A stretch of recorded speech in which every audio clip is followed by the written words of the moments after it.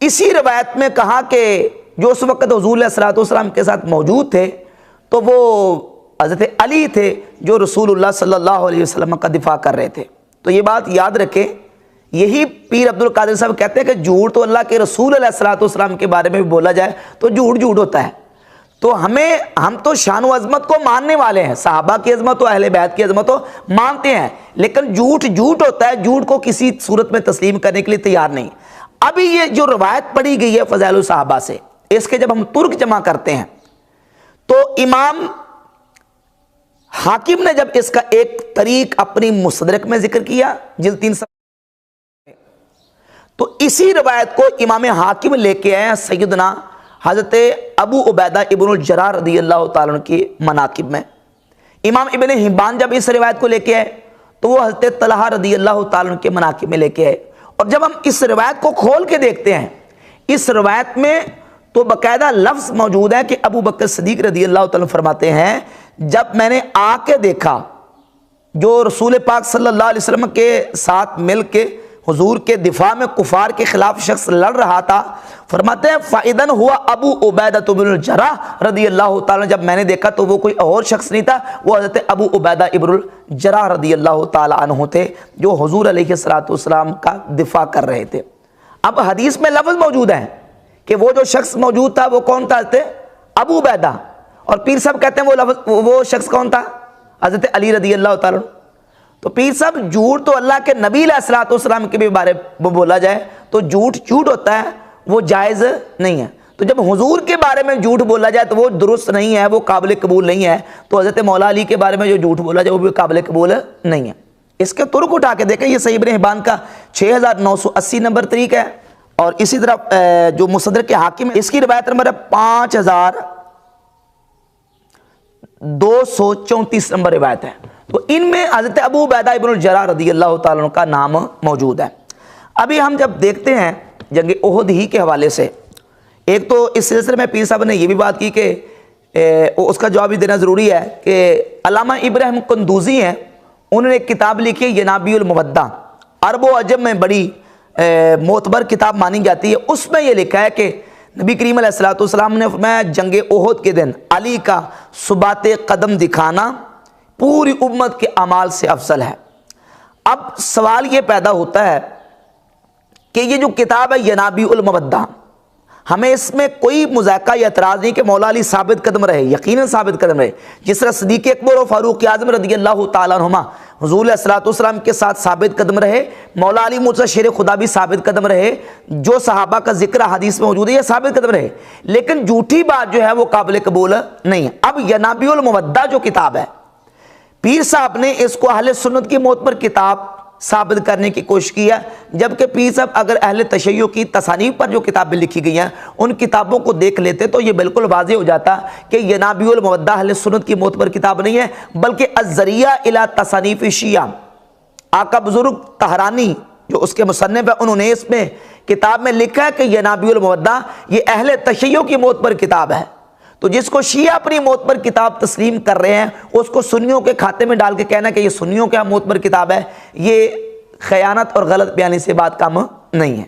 صحیح بخاری میں حدیث نمبر ہے 4043 نمبر حدیث ہے، جب ابو سفیان اپنے لشکر کو لے کے آئے، اس وقت حالت کفر میں تھے، اسلام قبول نہیں کیا تھا، تو جب ابو سفیان آیا آ کے آواز دی اور کہا کہ افی القوم محمد، کہ کیا قوم محمد موجود ہے؟ تو نبی علیہ الصلوۃ والسلام نے فرمایا کہ لا تجیبو، اس کو جواب نہیں دینا۔ پھر اس نے کہا کہ ابو بکر موجود ہے، پھر کہا کہ عمر موجود ہے، تو نبی علیہ الصلوۃ والسلام نے کہا کہ جواب نہیں دینا۔ حدیث میں آتا ہے کہ پھر یہ ہوا کہ جب اس نے پکارا لم یملک عمر نفسہ، حضرت عمر اپنے آپ پر کنٹرول نہ رکھ سکے تو حضرت عمر رضی اللہ تعالیٰ عنہ بول اٹھے، فرمایا کذبت یا عدو اللہ ابقى اللہ علیک ما یخزیک، حضور بھی یہاں موجود ہیں، ابو بکر بھی موجود ہیں، اور میں بھی یہاں موجود ہوں۔ اور صحیح بخاری کی حدیث نمبر 4043 سے یہ بات بالکل واضح ہوتی ہے کہ سرکار دو عالم صلی اللہ علیہ وآلہ وسلم کی ذات گرامی قدر کے ساتھ سیدنا ابو بکر صدیق بھی موجود ہے، حضرت عمر فاروق رضی اللہ تعالیٰ عنہما بھی موجود ہے۔ پھر پوری لمبی حدیث ہے، حضرت عمر نے پھر ابو سفیان کو جوابات دیے۔ اسی طرح امام طبری نے اپنی کتاب تاریخ طبری اگر یہ روایات پیش کرتے ہیں تاریخ کی کتابوں سے تو تاریخ کی کتابوں کی اگر جھوٹی روایات آپ پیش کرتے ہیں تو یہ بھی تاریخ کی روایت دیکھ لیں. یہ پہلی جلد ہے تاریخ تبری دوسری جلد ہے اور اس کے صفحہ نمبر 67 پہ موجود ہے. فلما عرف المسلمون رسول اللہ صلی اللہ علیہ وسلم نہادو بہی و نہدا نحو شعب معه علی ابن ابی طالب و ابو بکر ابن ابی قحافہ و عمر بن الخطاب رضی اللہ تعالیٰ عنہ. جب نبی کریم علیہ الصلوۃ والسلام کے صحابہ جنگ جب لڑ رہے تھے کفار کے مقابلے میں، جب فارغ ہوئے اور کفار کو بھگا دیا، پھر نبی کریم علیہ الصلوۃ والسلام کی بارگاہ اقدس میں آئے. جو صحابہ حضور کے پاس آئے ان میں سے حضرت مولا علی کا نام سر فہرست ہے، پھر صدیق اکبر، پھر فاروق اعظم، طلحہ اور حضرت زبیر اور حضرت حارث. یہ صحابہ نبی علیہ الصلوۃ والسلام کی بارگاہ میں آئے. اگر واپس آنے کو یہ ثابت کرنا ہے کہ بھاگ کے واپس آئے تھے تو ان میں پھر مولا علی مرتضی شیر خدا رضی اللہ تعالیٰ عنہ کا بھی نام موجود ہے. کیا مولا علی جنگ احد سے بھاگ گئے تھے؟ نہیں، بھاگے نہیں تھے نعوذ باللہ، بلکہ مولا علی کفار کے مقابلے میں جہاد کر رہے تھے اور لڑ رہے تھے اور مسلمانوں کا دفاع کر رہے تھے، جبکہ نبی کریم علیہ الصلوۃ والسلام اس تھوڑے سے وقت میں الگ ہو گئے، تنہا ہو گئے. اور حضور علیہ الصلوۃ والسلام جب تنہا ہوئے اس وقت رسول کریم علیہ الصلوۃ والسلام کے ساتھ 2 قریشی اور 7 انصار تھے. بلکہ ایک روایت سنن نسائی میں وہ بھی پڑھ دوں. سنن نسائی کی جو روایت ہے ذرا اس کو ملاحظہ فرما لیں، وہ نمبر ہے اس کا 3146 ہے. اس میں حضرت جابر بن عبداللہ رضی اللہ تعالیٰ عنہ فرماتے ہیں کہ احد میں جب رسول کریم علیہ الصلوۃ والسلام تنہا ہو گئے تو حضور علیہ الصلوۃ والسلام کے ساتھ کانا رسول اللہ صلی اللہ علیہ وسلم فی ناحیۃ فی 12 رجل من الانصار وفیہم طلحہ بن عبید اللہ. حضور علیہ الصلوۃ والسلام کے ساتھ 12 انصار صحابہ تھے اور ان میں حضرت طلحہ بن عبید اللہ ابن عثمان رضی اللہ تعالیٰ عنہ بھی موجود تھے. تو اب حضور علیہ الصلوۃ والسلام کے ساتھ یہ صحابہ موجود تھے اور یہی طلحہ رضی اللہ تعالیٰ عنہ ہیں جنہوں نے جنگ احد میں حضور علیہ الصلوۃ والسلام کو اپنے کندھوں میں اٹھایا، اور یہی طلحہ رضی اللہ تعالیٰ عنہ ہیں جن کے بارے میں مجموع الزوائد کی جلد نمبر 9 صفحہ نمبر 207 اور روایت کا نمبر 14811 امام حیثمی روایت لے کے ہیں. ایک راوی کہتے ہیں میں اس کو نہیں جانتا، باقی اس کے رجال صحیح ہیں. وہ روایت کیا ہے؟ سیدنا ابو ہریرہ فرماتے ہیں کہ نبی کریم علیہ الصلوۃ والسلام ایک دن نماز پڑھنے کے بعد ہماری طرف متوجہ ہوئے اور فرمایا کہ الا اخبرکم عن یوم احد، کیا میں تمہیں یوم احد کے بارے میں خبر دوں؟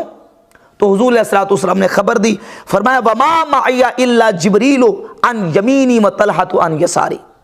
فرمایا کہ اس وقت میرے ساتھ میرے دائیں حضرت جبریل موجود تھے اور بائیں میرے حضرت طلحہ رضی اللہ تعالیٰ عنہ موجود تھے. تو بحمد تعالیٰ ان تمام دلائل اور احادیث اور روایات و آثار سے یہ بالکل بات واضح ہوتی ہے کہ رسول کریم علیہ الصلوۃ والسلام کی ذات اقدس کے ساتھ جنگ احد کے دن جو ثابت قدم رہنے والے صحابہ تھے ان میں حضرت مولا علی، حضرت ابوبکر صدیق، عمر فاروق، حضرت طلحہ، حضرت زبیر رضی اللہ تعالیٰ عنہ کی ذوات گرامی قدر یہ سر فہرست تھے. اور حضور علیہ الصلوۃ والسلام جب تھوڑے وقت کے لیے چٹان کی طرف الگ ہو گئے تو اس وقت نبی کریم علیہ الصلوۃ والسلام کا دفاع کرنے کے لیے جو تنہا 2 انصار قریش صحابہ تھے ان میں حضرت سعد بن ابی وقاص اور حضرت طلحہ رضی اللہ تعالیٰ عنہ تھے. اگر باقی صحابہ کو بھاگے ہوئے ڈکلیئر کرنا ہے تو ان حدیث کی وجہ سے پھر مولا علی مرتضی شیر خدا کے بارے میں آپ کیا فیصلہ کریں گے؟ ہم کہتے ہیں مولا علی ثابت قدم رہے، صدیق اکبر بھی ثابت قدم رہے اور فاروق اعظم رضی اللہ تعالیٰ عنہ کی ذات گرامی قدر بھی ثابت قدم رہے تھے. اور اس سلسلے میں آخری بات میں عرض کروں گا، پیر صاحب نے جب فضائل الصحابہ کا حوالہ دیا تو پیر صاحب کہتے ہیں کہ دیکھیں امام احمد بن حنبل جو فضائل الصحابہ میں روایت لے کے ہیں تو امام احمد بن حنبل اگر اس کو گناہ یا بے ادبی سمجھتے ہوتے تو اس کو ذکر نہ کرتے، انہوں نے فضائل میں ذکر کیا ہے. تو یہ نہایت بچگانہ استدلال ہے پیر صاحب کا. حقیقت یہ ہے کہ جب محدث اپنی کتاب میں کسی روایت کو ذکر کرتا ہے تو یہ ضروری نہیں ہوتا کہ ہر آنے والی روایت اور ہر ذکر کردہ روایت وہ اس محدث کے ہاں صحیح بھی ہو. وہ تو فیصلہ کاری پہ ہوتا ہے کہ اس کی سند کو دیکھ کے فیصلہ کرنا ہوتا ہے کہ اس کی سند آیا کہ صحیح ہے یا سند صحیح نہیں ہے. تو ایک تو یہ ہے کہ یہ اس کی سند میں راوی جو اسحاق بن یحییٰ بن طلحہ موجود ہے وہ راوی ضعیف متروک الحدیث ہے، بڑے محدثین نے اس پر جرح کیا. اور دوسری بات یہ ہے کہ اگر فضائل الصحابہ کی حدیث کو آپ نے لینا ہے، یہی روایت ایک تو اس میں خیانت کی ہے، اس میں ایک تو مولا علی کا نام نہیں ہے، ابو عبیدہ بن جراح کا نام ہے، مولا علی کا نام لے دیا. پھر اس میں یہ لفظ نہیں ہے کہ باغے ہو میں پہلے آیا اور اس میں ایڈ کر دیا کہ باغے ہو میں پہلے آیا، یہ بھی خیانت کی. اور پھر بات یہ ہے کہ اگر امام احمد بن حنبل کی فضائل الصحابہ کی روایات کو لینا ہے تو پیر صاحب کو میں تھوڑا سا ذرا گزارش کروں گا کہ امام احمد بن حنبل رحمۃ اللہ علیہ اس سے پہلے مولا علی مرزا شیر خدا رضی اللہ تعالیٰ عنہ کا فرمان پیش کر چکے ہیں، جس کا نمبر ہے 49 نمبر ہے۔ مولا علی مرزا شیر خدا فرماتے ہیں کہ لا یفضلنی احد علی ابی بکر و عمر الا جلدتہ حد المفتری، جو مجھے ابو بکر و عمر سے افضل قرار دے گا میں اس مفتری اور قذاب کو کوڑے لگاؤں گا، اس پر حد جاری کروں گا، جو کہ مفتری اور قذاب کی حد 80 کوڑے، میں اس کو 80 کوڑ ماروں گا۔ امام احمد بن حنبل اس کو فضائل الصحابہ میں لے کے ہے، تو پیر صاحب اس کو ذرا قبول کریں اور اعلان کریں امام احمد بن حنبل کی فضائل الصحابہ کی روشنی میں کہ جو مولا علی کو ابو بکر و عمر سے افضل کہے گا وہ 80 کوڑوں کا مستحق ہے، ذرا کہہ کے دکھائیں اگر ہمت اور جرت ہے۔ لیکن یہ روایت آپ کو ہضم نہیں ہوگی، تو جب یہ روایت آپ کو ہضم نہیں ہوتی تو پھر آپ یہ کہتے ہیں کہ فضائل الصحابہ میں امام احمد بن حنبل کے امام احمد بن حنبل رحمۃ اللہ نے بہت ساری ایسی احادیث کو فضائل الصحابہ میں ذکر کیا جس کو آپ تسلیم کرنے کے لیے تیار نہیں ہیں۔ اس کی سند کو دیکھا جائے گا، سند اگر صحیح ہے تو پھر قابل قبول ہے، اور سند صحیح نہیں ہے اور اصول اہل سنت پر پوری نہیں اترتی تو پھر وہ قابل قبول ہے نہیں۔